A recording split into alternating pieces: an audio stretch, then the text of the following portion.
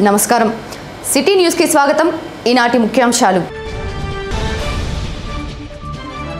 కేంద్రం నుండి ఆంధ్ర రాష్ట్రానికి నిధులు అడిగే దమ్ము సీఎం జగన్మోహన్ రెడ్డికి లేదని విమర్శించిన గుంటూరు జిల్లా తెలుగుదేశం పార్టీ అధ్యక్షులు మాజీ ఎమ్మెల్యే జీవి ఆంజనేయులు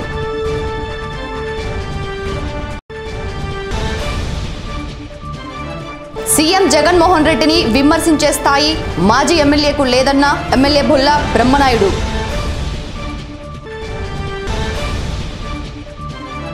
సీనియర్ పాత్రికేయులు కట్టెంపూడి శ్యామ్ మృతి నివాళులర్పించిన ఎమ్మెల్యే బొల్ల మాజీ ఎమ్మెల్యేలు జీవి మక్కినలు అంత్యక్రియలకు భారీగా హాజరైన పాత్రికేయులు సన్నిహితులు స్నేహితులు వినుకొండ ప్రభుత్వ వైద్యశాలను పూర్తి స్థాయిలో అభివృద్ధి చేస్తామని వినుకొండ శాసనసభ్యులు బొల్ల బ్రహ్మనాయుడు అన్నారు. నాడు నేడు కార్యక్రమంలో భాగంగా బుధవారం రాత్రి వినుకొండ ప్రభుత్వ వైద్యశాలను ఆయన సందర్శించారు. ఈ సందర్భంగా ఆయన మాట్లాడుతూ వినుకొండ ప్రభుత్వ వైద్యశాల అభివృద్ధికి ప్రత్యేక చర్యలు చేపడుతున్నట్లు పేర్కొన్నారు. నూతన కమిటీని ఏర్పాటు చేసి అభివృద్ధి పనులు చేపట్టడం జరుగుతుందన్నారు. ఆయన వెంట వైకాపా నాయకులు సిబ్బంది ఉన్నారు. మన వినుకొండ గవర్నమెంట్ హాస్పిటల్లో పూర్తి స్థాయిలో అభివృద్ధి కార్యక్రమంలో భాగంగా దాదాపుగా గ్రాంట్ కూడా దాదాపు 6 కోట్లు రావడం జరిగింది. ఇక్కడ ఆ రూములు కానీ ఇక్కడ ఉన్నటువంటి మాచ్యూర్ రూమ్ కానీ ఇవన్నీ కూడా ఏర్పాటు చేస్తాం. మంచి మిషనరీ కూడా ఎక్స్రే లాంటి మంచి మిషనరీ అలాంటివి కూడా ఏర్పాటు చేయడానికి ప్రభుత్వం తరఫున పూర్తి స్థాయిలో నాడు నేడు కార్యక్రమం భాగంగా హాస్పిటల్ అభివృద్ధి జరిగే విషయంలో గౌరవ ముఖ్యమంత్రి గారితో కూడా మాట్లాడటం జరిగింది. మన వినుకొండ పట్టణానికి వాస్తవం చెప్పాలంటే అన్ని ఫెసిలిటీస్ ఏర్పాటు చేసుకోవాల్సిన అవసరం ఉంది. అనాది నుంచి కూడా కాస్త ఈ హాస్పిటల్కి తగినంత గుర్తింపు రాక మరి డాక్టర్స్ వాళ్ళు గతంలో పూర్తి స్థాయిలో లేక కూడా ఇబ్బంది పడ్డారు. ఇప్పుడు హాస్పిటల్ డాక్టర్స్ను కూడా ఏర్పాటు చేస్తున్నారు. నర్సుల్ని ఆ స్టాఫ్ను కూడా ఏర్పాటు చేస్తామని ప్రభుత్వం పూర్తి స్థాయిలో ప్రభుత్వం తరఫు నుంచి నేను మాట్లాడడం జరిగింది. ప్రభుత్వం కూడా తరఫు నుంచి కూడా మా డాక్టర్స్ని పంపిస్తామని చెప్పడం జరుగుతుంది. ఇవన్నీ కూడా గతంలో లాగా కాకుండా అన్ని అభివృద్ధి జరిగేదానికి ప్రయత్నం జరుగుతుంది. ఇదంతా కూడా కొంత ఈ కొత్తగా ఒక టీంని వేసాం. ఆ టీం కూడా దాంట్లో పనిచేసేదానికి ఒక కమిటీకి ఒక చైర్పర్సన్ అటువంటి చేపిస్తారని ఈ సందర్భంగా తెలియజేస్తాం. వినుకొండ పట్టణంలోని శివయ్య భవన్ నందు లౌకిక రాజ్యాంగ పరిరక్షణ వేదిక వినుకొండ నియోజకవర్గ జాయింట్ యాక్షన్ కమిటీ ఆధ్వర్యంలో ఎన్ఆర్సీ సిఏఏ బిల్లులపై సుదీర్ఘ చర్చా కార్యక్రమం నిర్వహించారు. ఈ సందర్భంగా కమిటీ కన్వీనర్ పీజే లూకా మాట్లాడుతూ కేంద్రం ప్రవేశపెట్టిన చట్టాలు రాజ్యాంగ విరుద్ధమైనవని ఎట్టి పరిస్థితుల్లో పౌరసత్వ బిల్లును అమలుపరచడానికి వీలు లేదన్నారు. వైకాపా ప్రభుత్వం రాష్ట్రంలో ఎన్ఆర్సీ సిఏఏ బిల్లులు అమలుపరచడం కుదరదని తీర్మానించాలన్నారు. కార్యక్రమంలో కమిటీ సభ్యులు పాల్గొన్నారు. లౌకిక ప్రజాస్వామ్య పరిరక్షణ కమిటీ తరఫున ఇవాళ జరిగిన ఈ సభకు మీరందరూ కూడా విచ్చేశారు, పాల్గొన్నారు, చర్చించారు. చాలా సంతోషం. రేపు 7వ తారీఖున వినుకొండ పట్టణంలో మన కమిటీ తరఫున ఈ సిఏఏకి, ఎన్ఆర్సీకి, ఎన్పిఆర్కి వ్యతిరేకంగా నిరసిస్తూ లౌకిక ప్రజాస్వామ్యవాదులందరూ కూడాను కలిసి ఒక పెద్ద సభను ఏర్పాటు చేస్తున్నారు. ఆ సభను కూడాను అందరూ కూడా జయప్రదం చేయడానికి మొత్తం ఏకగ్రీవంగా తీర్మానించడం జరిగింది. ఆ సభ రేపు శుక్రవారం సాయంత్రం 6:30 గంటల తర్వాత ఎన్ఎస్పి గ్రౌండ్స్ జరుగుతుంది. ప్రజలందరూ కూడాను పాల్గొని విజయవంతం చేయమని చెప్పేసి కూడాను కోరుతా ఉన్నాం. అట్లాగనే ఇవాళ దేశంలో ఒక గందరగోళమైన పరిస్థితి ఉన్నటువంటి నేపథ్యంలో ప్రజల్ని మనం సమీకరించి వారి యొక్క ఆకాంక్షల్ని గౌరవించి ఈ దేశంలో ఈ రాష్ట్రంలో ప్రజలకు ఇబ్బంది జరగకుండా ఈ పౌరసత్వం పేరుతోటి చాలా గందరగోళానికి గురవుతున్నటువంటి పరిస్థితుల్లో నుంచి మనల్ని కాపాడాల్సినటువంటి బాధ్యత తీసుకున్నాం. ఎందుకంటే ప్రతి పౌరుడు కూడాను తనకు తాను ఈ దేశ పౌరుడిని నేను నిరూపించుకోవాలనేటువంటి దాన్ని ఇవాళ తీసుకురావడం చాలా దురదృష్టకరం. అది అసాధ్యాలతో కూడినటువంటి పని. డాక్యుమెంట్స్ ఉండకపోవచ్చు. ఈ దేశంలో పుట్టి ఈ దేశంలో పెరిగి ఈ దేశంలో అనేకమైనటువంటి అభివృద్ధి కార్యక్రమంలో కీలక భాగస్వాములుగా ఉన్నటువంటి ప్రజానికాన్ని నువ్వు ఈ దేశస్థుడు నిరూపించుకోమని అడగటం చాలా శోచనీయం, దురదృష్టకరం. దీన్ని మనందరం కూడా తీవ్రంగా ఖండిస్తూ ఈ మరి కేంద్ర ప్రభుత్వం దీని వెనక్కి తీసుకునేంత వరకు కూడాను శాంతియుతంగా అందరం క్రమశిక్షణతో ఐక్యంగా పెద్ద ప్రజాతంత్ర ఉద్యమాన్ని నిర్మించి ముందుకు తీసుకెళ్ళడానికి మీరందరూ కూడాను కంకణబద్ధులైనందుకు మీ అందరికీ కూడాను మరొకసారి ధన్యవాదాలు తెలియజేసుకుంటూ నేను సెలవు తీసుకుంటా ఉన్నాను. ఆంధ్ర రాష్ట్రానికి నిధులు కావాలి అని కేంద్ర ప్రభుత్వాన్ని అడిగే దమ్ము రాష్ట్ర ముఖ్యమంత్రి జగన్మోహన్ రెడ్డికి లేదని గుంటూరు జిల్లా తెలుగుదేశం పార్టీ అధ్యక్షులు మాజీ ఎమ్మెల్యే జీవి ఆంజనేయులు అన్నారు. వినుకొండ పట్టణంలోని ఆయన స్వగృహంలో ఏర్పాటు చేసిన విలేకరుల సమావేశంలో ఆయన మాట్లాడుతూ కేంద్ర ప్రభుత్వానికి జగన్ సాష్టాంగం చేస్తున్నారని, అన్ని విషయాల్లో వారితో రాజీ పడుతున్నారన్నారు. కేంద్రాన్ని ప్రత్యేక హోదా గురించి అడగలేకపోయారన్నారు. వైకాపా ప్రభుత్వ తీరుతో రాష్ట్రంలో పెట్టుబడులు, కంపెనీలు వెనక్కి తగ్గాయని ఆరోపించారు. అంతేకాకుండా అర్హులైన వారి పింఛన్లు, రేషన్ కార్డులను అక్రమంగా తొలగించారన్నారు. కార్పొరేషన్ నిధులను అమ్మఒడి పథకాలకు వినియోగించారన్నారు. ప్రజలు అన్ని విషయాలు గమనిస్తున్నారని, తగిన బుద్ధి చెప్తారని పేర్కొన్నారు. కార్యక్రమంలో తెలుగుదేశం పార్టీ నాయకులు పాల్గొన్నారు. మాకు ఎక్కువ మంది ఎంపీలను గెలిపించండి వైఎస్ఆర్ పార్టీ నుండి, కేంద్రం మెడలు వంచి ప్రత్యేక హోదా తీసుకొస్తామన్నాడు. ముఖ్యమంత్రి గారిని అడుగుతున్నాం, ఈ వైసీపీ ఎంపీలను ప్రశ్నిస్తున్నాం. పార్లమెంట్లో తేల్చి చెప్పారు, ప్రత్యేక హోదా అనేది ముగిసిన అధ్యాయం, దాని గురించి ప్రస్తావన ఎత్తద్దు, మర్చిపోండి అని చెప్పి పార్లమెంట్లో చెప్తే కనీసం నోరెత్తి కూడా మాట్లాడలేకపోయారు ఈ వైసీపీ ఎంపీలు. ఈ రాష్ట్రానికి నిధులు కావాలి అని చెప్పేసి అడిగే దమ్ము లేదు జగన్మోహన్ రెడ్డికి. రాజీ పడిపోతున్నాడు, సాష్టాంగ పడిపోయాడు కేంద్రానికి. ఈ ప్రభుత్వం తీరు చూస్తే వచ్చే పెట్టుబడులన్నీ వెనక్కిపోతున్నాయి. లూలు సంస్థ వెనక్కిపోయింది, సాఫ్ట్వేర్ కంపెనీలు వెనక్కిపోయినాయి. ఇప్పుడు కియా కంపెనీ వాళ్ళు కూడా మూటమిల్ల జద్దుకొని తమిళనాడు పోతా ఉంటున్నారు. వీళ్ళు ప్రదర్శించేటువంటి రౌడీయిజం, గూండాయిజం చూసి వైసీపీ ఎంపీలు వెళ్ళి కియా మోటార్స్ మీద దౌర్జన్యం చేసి ఈ రోజు కంపెనీ వాళ్ళు వేరే రాష్ట్రం పోతున్నారు. ఎవరికి నష్టం? ఆ రోజు చంద్రబాబు గారి పుణ్యం అంట కియా మోటార్స్ లాంటి కంపెనీలు ఎన్నో వచ్చినాయి, ఉద్యోగ అవకాశాలు వచ్చినాయి. ఈరోజు వచ్చిన అవకాశాలు మళ్ళీ వెనక్కిపోతున్నటువంటి దుస్థితి ఈరోజు రాష్ట్రంలో వచ్చిందంటే చాలా బాధాకరం. రాష్ట్రానికి కష్టాలు వచ్చినాయి. జగన్మోహన్ రెడ్డి వలన భవిష్యత్తులో ఉద్యోగస్తులకి జీతాలు కూడా ఇవ్వలేనటువంటి దౌర్భాగ్య పరిస్థితి రాబోతా ఉంది. అందుకే లిక్కర్ రేట్లు పెరిగి లిక్కర్ ఆదాయం పెంచాడు. జే ట్యాక్స్ పేరుతో 2000 కోట్లు సొంత జేబులు నింపుకున్నాడు జగన్మోహన్ రెడ్డి. అట్లా సొంత ప్రయోజనాలు చూసుకుంటున్నారు తప్ప రాష్ట్ర ప్రయోజనాలు ఆలోచించట్లేదు ఈ ప్రభుత్వం. జై అమరావతి అంటే పెన్షన్ తీసేస్తున్నారు, జై అమరావతి అంటే యూనివర్సిటీలో సస్పెండ్ చేస్తున్నారు. అంటే 3 రాజధానులను ప్రజలను మోసం చేస్తున్నారు తప్ప అందులో చిత్తశుద్ధి ఉందా?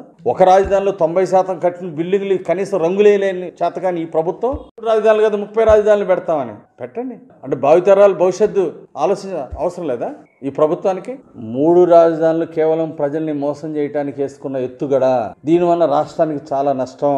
ఏ రాష్ట్రంలో కూడా 2వ రాజధాని కూడా లేదు. ఒకే రాజధాని, ఒకే రాష్ట్రం అన్న అభివృద్ధి నినాదంతో అన్ని రాష్ట్రాలు ముందుకెళ్తున్నాయి. ఈరోజు అన్ని జిల్లాల్లో అభివృద్ధి కోరుకుంటున్నారు ప్రజలు. సుమారు 7 లక్షల పైన పెన్షన్లు రాష్ట్రంలో తీసేశారు. కొత్తగా పెన్షన్లు ఇస్తామని 60 సంవత్సరాలకే పెన్షన్లు ఇస్తామన్నారు. ఎస్సీ ఎస్టీ మహిళలకు 45 సంవత్సరాలకే పెన్షన్లు ఇస్తామని ఈరోజు కొత్త పెన్షన్లు వాళ్ళకి ఇవ్వకపోగా ఉన్న పెన్షన్లు తీసేస్తా ఉన్నాడు. అంటే ఏ నెలలో కరెంటు బిల్లు 300 యూనిట్లు కరెంటు దాటితే తీసేస్తా ఉన్నారు. అసలు విచిత్రం ఏంటంటే ఈ కరెంటు బిల్లుల వ్యవహారంలో మీటర్ నంబర్లు కొంతమంది ఈ వైసీపీ వాలంటీర్లు ఇష్టారాజ్యంగా చేస్తున్నారు. డబ్బులు తీసుకొని కొత్త పెన్షన్లు ఇస్తామంటున్నారు. అట్లాగే కక్ష సాధింపు చర్యలుగా వాళ్ళ మీటర్ నంబర్లు మార్చి పెన్షన్లు తీసేస్తా ఉన్నారు. ఆ విధంగా ఈరోజు అన్యాయంగా ఈరోజు బెదిరింపులు చేస్తూ ఈరోజు పెన్షన్లు తీసేస్తున్నారు. ఇది చాలా హేయమైనటువంటి చర్య. అంటే వైఎస్ఆర్ పార్టీ వాలంటీరు ఆయనకి ఏది ఇష్టమైతే చేయటమేనా? పెన్షన్ కూడా కనీసం వికలాంగుడైన కనికరం లేకుండా వికలాంగుల పెన్షన్ కూడా తీసేస్తారా? గతంలో చంద్రబాబు గారి పరిపాలనలో వికలాంగులు ఉన్న ఇంట్లో ఒక ఓల్డేజ్ పెన్షన్ ఉన్న ఇంకొక వికలాంగుడు అప్లికేషన్ పెడితే ఇచ్చారు, మానవతా దృష్టితో ఇచ్చారు. మరి ఈరోజు అలాంటి పెన్షన్లన్నీ కూడా తీసేసి వికలాంగులకి తీరని అన్యాయం చేస్తా ఉంది ప్రభుత్వం. అసలు ఈ ముఖ్యమంత్రికి మానవత్వం ఉందా? అసలు ఆధార్ కార్డులకి మీటర్లకి సంబంధం లేదు. అమీర్ బాషా అంటే వీళ్ళ కుటుంబంలో అంటే ఎక్స్ మిలిటరీలో కానీ స్వాతంత్ర సమరయోధుల్లో కానీ పెన్షన్ తీసుకున్న వాళ్ళు లేరు. ఈరోజు దీంతో వాళ్ళ ఇంట్లో ఎవరో ఎక్స్ ఆర్మీ వాళ్ళు ఉన్నారు, పెన్షన్ వస్తుందని చెప్పేసి వాళ్ళ ఇంట్లో పెన్షన్ తీసేశారు. అసలు వాళ్ళ ఇంట్లో ఎక్స్ ఆర్మీలో కానీ చేసిన వాళ్ళు అసలు లేరు. ఒక డాల్ మిల్ అయింది కె శ్రీనివాసరావు, అతని ఆధార్ నంబరుతో అంటే డాల్ మిల్లు ఎలక్ట్రిసిటీ బిల్లు ఇతనికి వచ్చింది, కె శ్రీనివాసరావు అని అతనికి వచ్చింది. అంటే ఈ ప్రభుత్వం ఆ డాల్ మిల్ ఆ పేదవాడు అదన్న హ్యాండిక్యాప్డ్ అంటే ఇతనికి 1 ఎకరం పొలం కూడా లేదు అంటే ఆ మిల్లు వీళ్ళకి ఇస్తారా? శ్రీనివాస ఆయిల్ మిల్లు అంటే శ్రీనివాస ఆయిల్ మిల్లు 1,40,000 బిల్లు వస్తే అది ఇతని పేరుతో వస్తుంది. ఇతనికి దీనివల్ల ఉన్న పెన్షన్ పోయింది, అమ్మఒడి పోయింది. అంటే వాలంటీర్లు ఇష్టరాజ్యంగా చేస్తే కనీసం వెరిఫికేషన్ కూడా చేసుకోరా అధికారులు? అంటే ఈ విధంగా ఇష్టరాజ్యంగా పెన్షన్లు తీసేస్తారా? ఇలా తీసేసే హక్కు ఎవరిచ్చారు మీకు? ఈ విధంగా పెన్షన్లు తీసేయడం చాలా దుర్మార్గం. దీన్ని ఖండిస్తున్నాం. సోమవారం స్పందన కార్యక్రమంలో జిల్లా కేంద్రాల్లో, అన్ని మండల ఆఫీసుల్లో, అన్ని మున్సిపాలిటీ ఆఫీసుల్లో స్పందన కార్యక్రమంలో అక్రమంగా తొలగించిన పెన్షన్దారులందరూ కూడా అర్జీలతోటి ఆఫీసులకు వెళ్లాల్సిందిగా విజ్ఞప్తి చేస్తున్నాం. అధికారుల్ని నిలదీయండి. తెలుగుదేశం పార్టీ పేద ప్రజలకు అండగా ఉంటుంది. అమ్మఒడి కార్యక్రమంలో మైనార్టీ కార్పొరేషన్ డబ్బులు, ఎస్సీ ఎస్టీ కార్పొరేషన్ డబ్బులు వాళ్ళ భవిష్యత్తు కోసం, వాళ్ళ కాళ్ళ మీద వాళ్ళు నిలబడి అభివృద్ధి చెందటం కోసం కార్పొరేషన్ ద్వారా ఉపాధి కల్పన కోసం ప్రభుత్వం నిధులు కేటాయిస్తే ఆ రోజు తెలుగుదేశం ప్రభుత్వంలో SC ST corporation, BC corporation ద్వారా లక్షలాది మందికి ఉపాధి కల్పన కోసం సబ్సిడీ రుణాలు ఇచ్చింది. ఈరోజు ఆ సబ్సిడీ రుణాలు ఇచ్చి ఒక మంచి భవిష్యత్తు, ఒక కుటుంబానికి ఒక ఆర్థిక వనరులు, ఆదాయాన్ని కల్పించాల్సినటువంటి ప్రభుత్వం ఈరోజు దాన్ని పూర్తిగా గాలికి వదిలేసి ఆ డబ్బులు తీసుకొచ్చి అమ్మఒడికి ఇచ్చేస్తున్నారు. అంటే రేపు ఎస్సీ ఎస్టీల భవిష్యత్తు ఏంటి, మైనార్టీల భవిష్యత్తు ఏంటి, ఆ కుటుంబాలను ఏ విధంగా అభివృద్ధి చేస్తుంది ఈ ప్రభుత్వం? ఇవన్నీ కూడా ప్రజలు గమనిస్తున్నారు. రానున్న కాలంలో ఈ ప్రభుత్వానికి బుద్ధి చెప్తారు. కేవలం జగన్మోహన్ రెడ్డి కేసులు మాఫీ కోసం ఈరోజు కేంద్రంతో రాజీ పడి విప్పు జారీ చేసి ఉన్న ఎంపీలందరి చేత ఎన్ఆర్సీకి అనుకూలంగా ఓటేపించాడు. మా తెలుగుదేశం ఎంపీ కేసీఆర్ నాని ఎన్ఆర్సీకి వ్యతిరేకంగా ఓటేశాడు. అలాగే టీడీపీ విప్పు జారీ చేయలేదు. వైసీపీ లాగా జగన్మోహన్ రెడ్డి విప్పు జారీ చేశాడు, చంద్రబాబు గారు విప్పు జారీ చేయలేదు. అలాగే నిన్న జిల్లా పార్టీ, తెలుగుదేశం పార్టీ కార్యక్రమాల్లో తీర్మానం చేశాం, ఎన్ఆర్సీకి తెలుగుదేశం పార్టీ వ్యతిరేకంగా ఉంటుంది, ఎన్ఆర్సీ బిల్లుకి వ్యతిరేకం, ఈ రాష్ట్రంలో దాన్ని అమలు చేయడానికి వీలు లేదని చెప్పేసి మేము తెలుగుదేశం పార్టీ జిల్లా కమిటీలో కూడా తీర్మానం చేశాము. మరి కేరళ, మహారాష్ట్ర, పంజాబ్, బీహార్ రాష్ట్రాల్లో కోర్టులో దావా వేయడం జరిగింది. అసెంబ్లీలో కూడా తీర్మానాలు చేయడం జరిగింది. ఇక్కడ మాత్రం జగన్మోహన్ రెడ్డి ప్రభుత్వం మాత్రం కేసుల కోసం కేంద్రంతో రాజీ పడ్డారు. ఈపూరు సమితి యూనిట్ కు సంబంధించిన ఎన్నికలు నిర్వహించారు. ఈ సందర్భంగా నిర్వహించిన ఎన్నికల నందు గౌరవ అధ్యక్షులు వెంకాయమ్మ, అధ్యక్షులుగా అబ్రహం లింకన్, ఉపాధ్యక్షులుగా రవికుమార్, సెక్రటరీగా జి లింగయ్య, జాయింట్ సెక్రటరీగా జి సురేష్, ట్రెజరర్గా DV Srinivasarao, organising secretary M Hanumaiah, జిల్లా కౌన్సిలర్లుగా సిహెచ్ వి రవి, శంకర్ శర్మలు ఎన్నికైనట్లు తెలిపారు. వినుకొండ మున్సిపాలిటీని 32 వార్డులుగా విభజించే ప్రక్రియలో అవకతవకలకు పాల్పడినట్లు మాజీ మున్సిపల్ చైర్పర్సన్ సమీరా షమీం ఖాన్ అన్నారు. ఈ సందర్భంగా ఏర్పాటు చేసిన విలేకరుల సమావేశంలో ఆయన మాట్లాడుతూ విభజన ప్రక్రియలో హద్దులు ఏర్పాటులో కూడా ఇష్టానుసారంగా వ్యవహరించారని, అన్ని రాజకీయ పార్టీలు వార్డు ప్రజల్లో ఏవైనా అభ్యంతరాలు కూడా తెలుసుకోకుండా ఏకపక్షంగా వ్యవహరించారన్నారు. జనాభా ప్రాతిపదికను కూడా అంశంగా పరిగణించలేదని పేర్కొన్నారు. దీనిపై న్యాయ పోరాటానికి సిద్ధంగా ఉన్నామని పేర్కొన్నారు.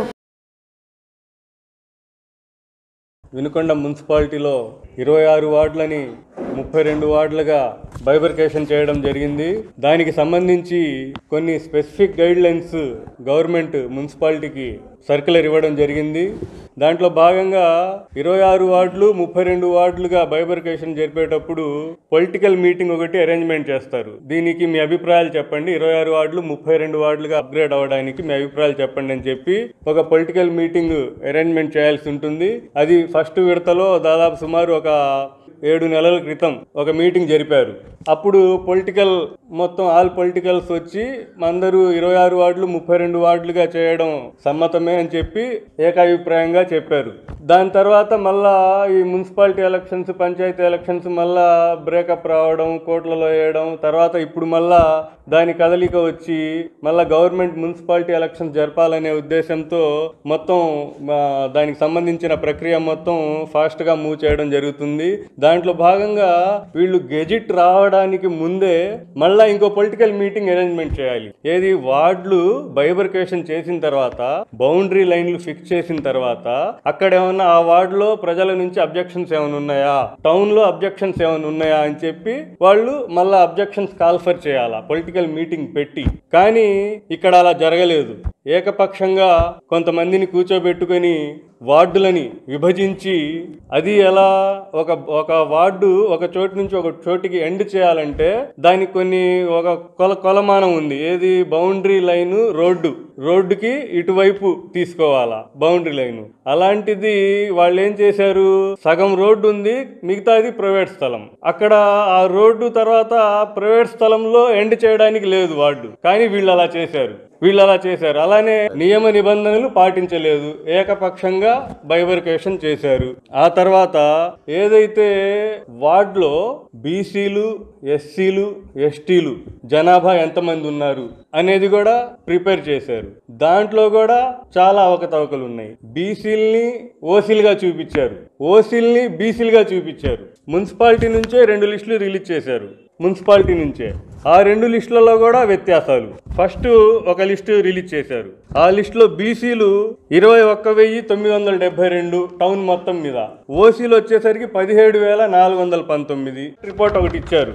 దీంట్లో మళ్ళీ ఎలా చూపించారు, బీసీలు 20,743, ఓసీలు వచ్చేసరికి 23,228.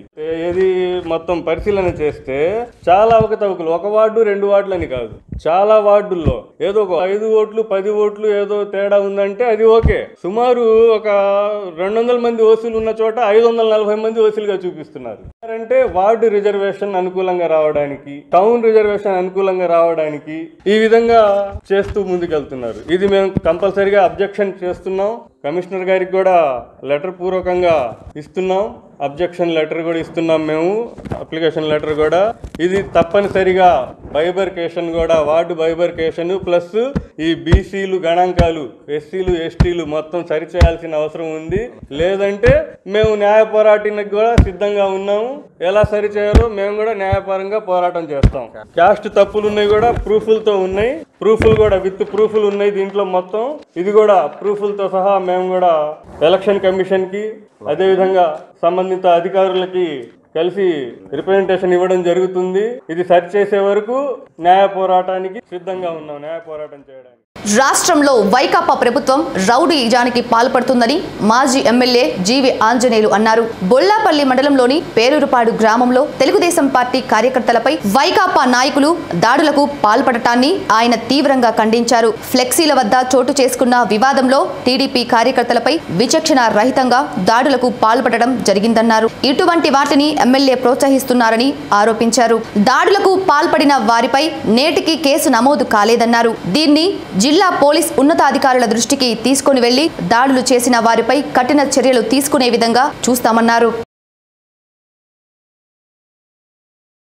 పేరూరుపాడు గ్రామంలో తెలుగుదేశం పార్టీ కార్యకర్తలు పిట్టల చిన్నకొండలు పెద్దకొండలు ఎస్సీ కాలనీ దళితుల్ని తలకాయలు బాలగొట్టారు. బ్యానర్లు కట్టే దగ్గర చిన్న విషయానికి హత్య ప్రయత్నం చేశారు. పోలీసులు ఇంతవరకు ఎవరిని అరెస్ట్ చేయలే. అంటే పోలీస్ డిపార్ట్మెంట్ ఏం చేస్తుంది? ఈ ప్రభుత్వానికి బాధ్యత లేదా? అంటే ఎమ్మెల్యేలు ఒత్తిడి చేస్తే అంటే చట్టాన్ని అతిక్రమిస్తారా మీరు? ఈరోజు పొలిటికల్ ఒత్తిళ్లతోటే పోలీసులు సరిగా వాళ్ళ డ్యూటీ వాళ్ళు చేయలేకపోతున్నారు. గతంలో తెలుగుదేశం ప్రభుత్వం ఉన్నప్పుడు అధికారులు బ్రహ్మాండంగా పనిచేశారు, చట్టాలు అమలు చేశారు.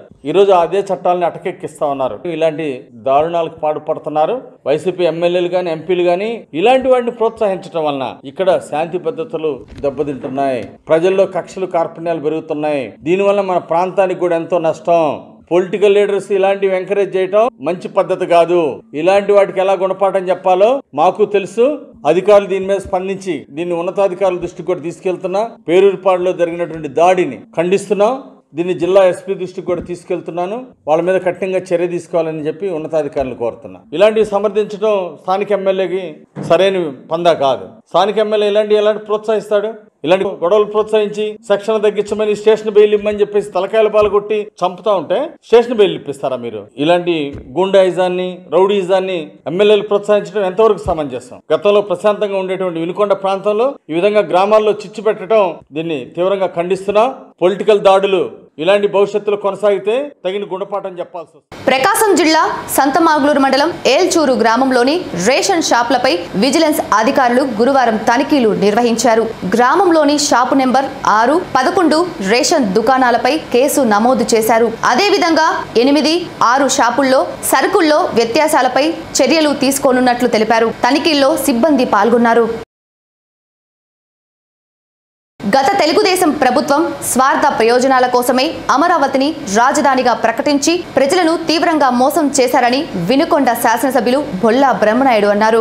వినుకొండ పట్టణంలోని ఆయన స్వగృహం నందు ఏర్పాటు చేసిన విలేకరుల సమావేశంలో ఆయన మాట్లాడుతూ అమరావతిని రాజధానిగా ప్రకటించి 5 ఏళ్ల పాలనలో ఒక పక్కా బిల్డింగ్ కూడా ఎందుకు నిర్మించలేదని ప్రశ్నించారు. ఇంత దారుణంగా మోసం చేసి నేడు తిరిగి ప్రజల్లో ఎన్నికలకు వెళ్దామని చెప్పడం హాస్యాస్పదంగా ఉందన్నారు. చొరబాటుదారులను అడ్డుకునేందుకు ప్రవేశపెట్టిన ఎన్ఆర్సీ బిల్లులకు వైకాపా ప్రభుత్వం మద్దతు ఇచ్చిందే కానీ మైనార్టీలకు ఇబ్బంది కలిగే ఎటువంటి బిల్లులను వ్యతిరేకించడం జరుగుతుందన్నారు. ఎంతో ప్రతిష్టాత్మకంగా ప్రవేశపెట్టిన అమ్మఒడి పథకంపై స్థానిక మాజీ శాసనసభ్యులు మాట్లాడడం బాధాకరమన్నారు. రాష్ట్ర ముఖ్యమంత్రి జగన్మోహన్ రెడ్డి గురించి మాట్లాడే స్థాయి మాజీ శాసనసభ్యులకు లేదని ఎద్దేవా చేశారు. అనంతరం పలు అంశాలను వివరించారు.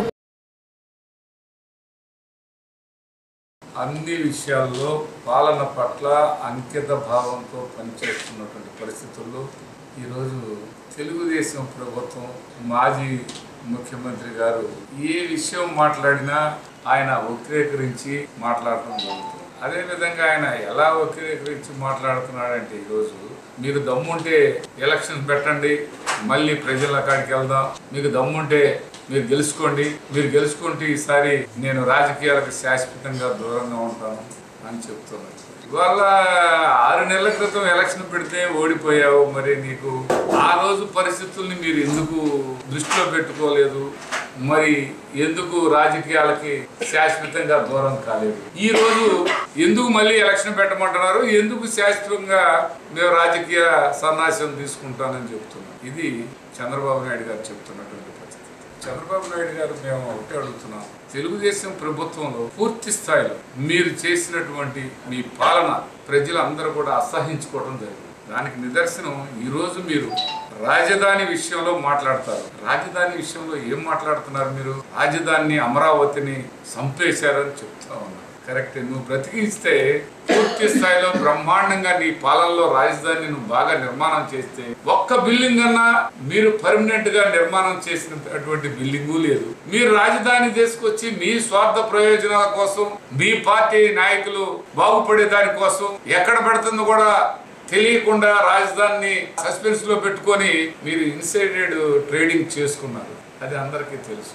దానికోసమే చేసుకున్నారని చెప్పి రాజధాని ప్రాంతంలో సాక్షాత్తు మాజీ ముఖ్యమంత్రి గారు చంద్రబాబు నాయుడు గారి అబ్బాయి రాజధాని ప్రాంతమైనటువంటి మంగళగిరిలో దారుణంగా, అతి దారుణంగా ఓడిపోవడం. ఇది వాస్తవం కాదా? మీరు అంత బాగా రాజధాని మీద అంత ప్రేమ ఉంటే ఆ రాజధాని ప్రాంతంలో మీరు ఎందుకు ఓడిపోయారు అని మేము అడుగుతూ ఉన్నాం. రెండోది, ఎలా మాట్లాడతావయ్యా అంత ముఖ్యమంత్రిగా, మేము 40 సంవత్సరాల ఇండస్ట్రీ అని చెప్తావు. మీరు మాట్లాడేదానికి ఒక్కదానికన్నా కనీసం వాస్తవానికి దగ్గరగా ఉండాలి. తాటికొండ, అమరావతి, నువ్వు చెప్పే అమరావతి రాజధాని నడిబొడ్డున శాసనసభ్యుడిగా పోటీ చేసినటువంటి మీ ఎమ్మెల్యే అతి దారుణంగా ఓడిపోయారు. మీ రాజధాని నువ్వు బ్రతికించాను, రాజధాని నేను బ్రహ్మాండంగా చేశాను అనుకుని చెప్తున్నటువంటి చంద్రబాబు నాయుడు గారు, మీరు అక్కడ అలా ఎలా జరిగింది, అలా ఎలా ఓడిపోయారని అడుగుతున్నాం మేము. మీరు ఈ రోజు ప్రజల్ని ఏదో వాళ్ళకి ప్రజలు అమాయకులన్న విధంగా మీరు మాట్లాడతాం ఎంత మాత్రం కరెక్ట్ కాదు. ఎందుకంటే దానికి నిదర్శనం ఏంటంటే ఇవాళ మీరు మాటకి మీరు 151 మంది ఎమ్మెల్యేలను రాజీనామా చేసి మళ్ళీ ప్రజాక్షేత్రంలోకి వెళ్దాం. ఎక్కడికంటే ప్రజాక్షేత్రంలోకి నీకు జ్ఞాపకం వచ్చినప్పుడల్లా వెళ్తారా? నీకు ఇబ్బంది వచ్చినప్పుడల్లా చంద్రబాబు నాయుడు గారికి ఇబ్బంది వచ్చింది, మళ్ళీ ఆయన ముఖ్యమంత్రి కావాలయ్యా, మళ్ళా మీరు ఓటింగ్ పెడదామయ్యా అని పోతారా? ఎలా జరిగిద్దండి చంద్రబాబు నాయుడు గారు? అమరావతిని పూర్తి స్థాయిలో వైఎస్ఆర్ ప్రభుత్వం చంపేస్తుందని చెప్పడం పూర్తిగా అది అవాస్తవం. ఎందుకంటే ఈ రోజు 5 సంవత్సరాల కాలంలో తెలుగుదేశం ప్రభుత్వం కనీసం ఒక్కటంటే ఒక్క బిల్డింగ్ మీరు నిర్మాణం చేయలేదు. తాత్కాలికంగా రాజధాని పాలన చేసుకునే దానికి ఏదో మేము షెడ్యూల్ వేస్తున్నాం అని చెప్పావు, కానీ ఎక్కడన్నా మీ నోటితోటి ఎక్కడన్నా పర్మనెంట్ బిల్డింగ్ నిర్మాణం జరుగుతుందని చెప్పారా అని అడుగుతున్నాం. ఎక్కడా కనిపించదు. చంద్రబాబు నాయుడు గారు, వాళ్ళ అబ్బాయి లోకేష్ గారు, వాళ్ళ స్వార్థ ప్రయోజనాల కోసం ప్రభుత్వానికి ప్రజలకి మధ్య ఈ రోజు ఉన్నటువంటి పాలనలో ఎలా డిస్టర్బ్ చేయాలనే ఒక కుటిలమైన రాజకీయ స్వార్థం కోసం మీరు రాజధాని డ్రామా ఆడుతున్నారే కానీ ఇవాళ వైఎస్ఆర్ ప్రభుత్వం చాలా స్పష్టంగా, చాలా క్లియర్గా, చాలా క్లారిటీగా మేము రాష్ట్ర అభివృద్ధికే పూర్తి స్థాయిలో పనిచేస్తున్నాం. వైఎస్ఆర్ ప్రభుత్వం ఈ రోజు అన్ని ప్రాంతాలు డెవలప్మెంట్ చేయాలనే ఒక ఆలోచనతో ముందుకు పోతున్నటువంటి పరిస్థితి. ఇవాళ రాజధాని అమరావతి ఎక్కడికి వెళ్ళలేదు, విశాఖపట్నం, అదేవిధంగా కర్నూలు, ఈ 3 ప్రాంతాలను అభివృద్ధి చేయాలనే ఒక ఆలోచనతో ఈ ప్రభుత్వం అంతా బాగా ఈ రాష్ట్ర అభివృద్ధి కోసం ప్రయత్నం చేస్తున్నారు. కానీ అమరావతి రైతులకు ఎక్కడ కూడా ఈశ్వరంతో కూడా నష్టం కలగదు, అలాంటి పరిస్థితి రాదు అని చాలా స్పష్టంగా చెప్తూ ఉన్నాం. కానీ మీరు అది డిస్టర్బ్ చేస్తా ఉన్నారు, రోజు ధర్నాలు అంటారు. మీ రాజకీయ ప్రయోజనాల కోసం ఆ అమాయక రైతుల్ని ఎందుకయ్యా ఇబ్బంది పెట్టేది? వాళ్ళకి ఏమీ కాదు, అది మీకు తెలుసు, మాకు తెలుసు, అందరికీ తెలుసు. ఇవాళ ఉన్నటువంటి పరిస్థితుల్లో వైఎస్ఆర్ ప్రభుత్వం, గౌరవ ముఖ్యమంత్రి గారు చాలా స్పష్టంగా చెప్పారు, రాజధాని అమరావతి ప్రాంత రైతులకి మేము అండగా ఉన్నాం, ప్రభుత్వం అండగా ఉంటది, ప్రభుత్వం అభివృద్ధి అన్ని విషయాల్లో సహకరిస్తుంది ఈ ప్రభుత్వం అని చెబుతూ ఉన్నాం. మొన్న రైతులతో కూడా చెప్పాము, ఇది వాస్తవం. ఇక్కడ గుంటూరు జిల్లా తెలుగుదేశం పార్టీ కన్వీనర్ గారు ఉన్నారు, వారు జగన్మోహన్ రెడ్డి గారు జైలుకు పోతారని భయం. ఏం మాట్లాడుతున్నాడో ఆయన, ఏ విధంగా జైలుకు పోతాడని చెప్తాడు. ముఖ్యమంత్రి గారు స్థానంలో జగన్మోహన్ రెడ్డి గారు ఉన్నారు, నువ్వు ఓడిపోయిన ఎమ్మెల్యే స్థానంలో నువ్వు ఉన్నావు, నీకు కనీసం కూడా మర్యాద తెలియదు, మాట్లాడే విధానంలో ఎదుటి వ్యక్తులకి గౌరవించడం అసలు నీకు తెలియదు, నువ్వు నోరు తెరిస్తే అబద్ధం మాట్లాడతావు. గౌరవ ముఖ్యమంత్రి గారు ఈరోజు, అంతకుముందు గతంలో కూడా నువ్వు చెప్తూ వచ్చావు 1,00,000 కోట్లు ఆయన తీసుకున్నాడు, వాళ్ళ నాన్న అధికారాన్ని అడ్డం పెట్టుకుని తీసుకున్నాడు. దానికి కనీసం మాట్లాడితే ఇల్లు ఉండాలి, గౌరవం ఉండాలి. మీ నాయకుడు 10,000 కోట్లు అంటాడు చంద్రబాబు నాయుడు గారు, నువ్వు 1,00,000 కోట్లు తీసుకున్నాడు జగన్మోహన్ రెడ్డి గారు. ఎందుకు అలాంటి మాటలు మాట్లాడతాడు? ఎందుకు ఆయన మోడీ గారు జైల్లో పెడతాడంట జగన్మోహన్ రెడ్డిని మాట్లాడితే? ఎన్ఆర్సీ మీద ఆయన ఆనాడు జరిగినటువంటి విధానం వేరు, వాళ్ళు చెప్పింది వేరు. ఏదో బార్డర్లో చొరబాటుదారుల్ని అక్రమంగా రాకుండా దాన్ని అడ్డుకునే దానికోసం ఎన్ఆర్సీ అనే ఒక ఆలోచన చేస్తున్న దానికి మద్దతు ఇచ్చామే కానీ మన భారతదేశంలో ఉన్న ముస్లింస్ అందరిని కూడా బయటికి పంపించాలనో లేకపోతే అలాంటి ఆలోచన ఆ జీవోలో లేదు ఆనాడు. ఈనాడు బీజేపీ వాళ్ళ ఆలోచన మంచిది కాదని అందరం కూడా ఖండించడం జరుగుతూ ఉంది. జగన్మోహన్ రెడ్డి గారు కూడా పూర్తి స్థాయిలో ఎన్ఆర్సీ మీద పూర్తి స్థాయిలో అవగాహన పెంపొందే విధంగా తెలియపరచడం జరిగింది. ఇక్కడ ఉన్నటువంటి ఎవరికి ఎలాంటి ఇబ్బంది రాదని కూడా గౌరవ ముఖ్యమంత్రి గారు చాలా స్పష్టంగా చెప్పారు. మొన్న విజయసాయి రెడ్డి గారు కూడా మాట్లాడడం జరిగింది, మిథున్ రెడ్డి గారు కూడా ఇదే విషయాన్ని లోకసభలో మాట్లాడటం జరిగింది. ఇవన్నీ మాట్లాడుతున్నటిని వక్రీకరించి ఇక్కడ తెలుగుదేశం పార్టీ జిల్లా నాయకులు మాట్లాడటం ఏ విధంగా మాట్లాడతారు? ఇప్పుడు చెప్తాడు రాష్ట్రానికి బడ్జెట్లో ఏ విధంగా కూడా కేంద్ర ప్రభుత్వం రాలేదు, ఇవ్వలేదు. జగన్మోహన్ రెడ్డి గారు కింద పనుకొని ఆయనకు నమస్కారం పెడుతున్నారు. మీరు మాట్లాడితే కేంద్ర ప్రభుత్వాన్ని మీరు మాట్లాడారు. గౌరవ విజయసాయి రెడ్డి గారు రాజ్యసభ సభ్యులు అఖిలపక్ష మీటింగ్లో చాలా స్పష్టంగా చెప్పాడు, ఆంధ్ర రాష్ట్రానికి అన్యాయం జరుగుతుంది, మీరు అన్ని విధాలా మాకు రావాల్సినటువంటి జిఎస్టీలు కానీ అన్ని విషయాల్లో మాకు రావాల్సిన వాటా మాకు రావాలి, మాకు ఆంధ్ర రాష్ట్రానికి పూర్తి స్థాయిలో వెనకబడ్డ ప్రాంతంగానే గుర్తిస్తున్నారు, ఎక్కడ కూడా మాకు ఏ వనరులు కల్పించలేదు, ఏ మాత్రం బడ్జెట్లో మాకు ఎలాంటి నిధులు మాకు పెట్టలేదని కూడా చాలా స్పష్టంగా 23 మంది ఎంపీలు ఉంటే మాట్లాడింది ఎవరు? అందరు కూడా ఏకంగా దానికి సంబంధించినటువంటి నాయకులు మాట్లాడారు. దానికి మళ్ళా ఆలోచించి చేస్తామని చెప్తున్నారు. అంతేకాకుండా ఈరోజు ఎన్ఆర్సీ మీద మాట్లాడుతున్నారు. మీరెందుకు పెట్టారు సంతకం? మీ చంద్రబాబు నాయుడు గారు ఆయన దీనికి మద్దతు తెలిపారు అని అడుగుతున్నాం. మేము వెంటనే జగన్మోహన్ రెడ్డి గారు దాని మీద క్లారిటీ ఇచ్చాడు, ఒక స్పష్టత ఇచ్చాడు. అది ఇక్కడ ఈ ప్రాంత మైనారిటీ సోదరులు కానీ ఎవరికైనా అన్యాయం జరగడానికి లేదు, ఇక్కడ ఎవరు కూడా అలాంటి ఆలోచన రావడానికి లేదు అని చాలా స్పష్టంగా చెప్పాడు, చాలా క్లారిటీగా చెప్పాడు. ఇది ఇలా ఉంది. వినుకొండ పట్టణంలో నిర్మితమవుతున్న శ్రీ జ్యేష్ఠ లక్ష్మీ సమేత శ్రీ శనైశ్చర స్వామి దేవస్థానానికి దాతలు ఆర్థిక సహాయం అందించారు. ఈ సందర్భంగా దాతలు సుమారు 90,000 రూపాయల ఆర్థిక సహాయాన్ని నిర్మాణ కమిటీ వారికి అందించారు. అదేవిధంగా 10,000 రూపాయల విలువగల ఇటుకలను బహుకరించారు. ఆలయ నిర్మాణానికి సహకరించిన దాతలకు కమిటీ సభ్యులు కృతజ్ఞతలు తెలిపారు. వినుకొండ కొండ మీద వేంచేసి ఉన్న శ్రీ కోదండరామలింగేశ్వర స్వామి ఆలయ ఘాట్ రోడ్ నిర్మాణానికి బెజవాడ చారిటబుల్ ట్రస్ట్ అధ్యక్షులు బివి నాగేశ్వరరావు, వెంకాయమ్మ దంపతులు ఆర్థిక సహాయం అందించారు. ఘాట్ రోడ్ నిర్మాణ కమిటీకి 10,116 రూపాయలను నగదును అందించారు. కార్యక్రమంలో ఐ రామమూర్తి, శ్రీనివాస్, సైదారావు, పూర్ణచంద్రరావు, వెంకటేశ్వర్లు తదితరులు పాల్గొన్నారు. సీనియర్ పాత్రికేయులు కట్టెంపూడి శ్యామ్ గురువారం తెల్లవారుజామున మృతి చెందారు. గత కొంతకాలంగా అనారోగ్యంతో బాధపడుతున్న ఆయన మృతి చెందినట్లు కుటుంబ సభ్యులు తెలిపారు. ఆయన మరణ వార్త తెలుసుకున్న ఎమ్మెల్యే బొల్లా బ్రహ్మనాయుడు, మాజీ ఎమ్మెల్యేలు జీవి ఆంజనేయులు, మక్కెన మల్లికార్జునరావు, వినుకొండ నియోజకవర్గంలోని పాత్రికేయులు అధిక సంఖ్యలో చేరుకొని భౌతిక కాయానికి పూలమాలలు వేసి నివాళులర్పించారు. ఆయన కుటుంబ సభ్యులకు ప్రగాఢ సానుభూతి వ్యక్తం చేశారు. సాయంత్రం నిర్వహించిన అంత్యక్రియలకు పాత్రికేయులు, స్నేహితులు, సన్నిహితులు, కుటుంబ సభ్యులు అధిక సంఖ్యలో హాజరయ్యారు. ఆయనకు భార్య, ఒక కుమార్తె, ఒక కుమారుడు కలరు.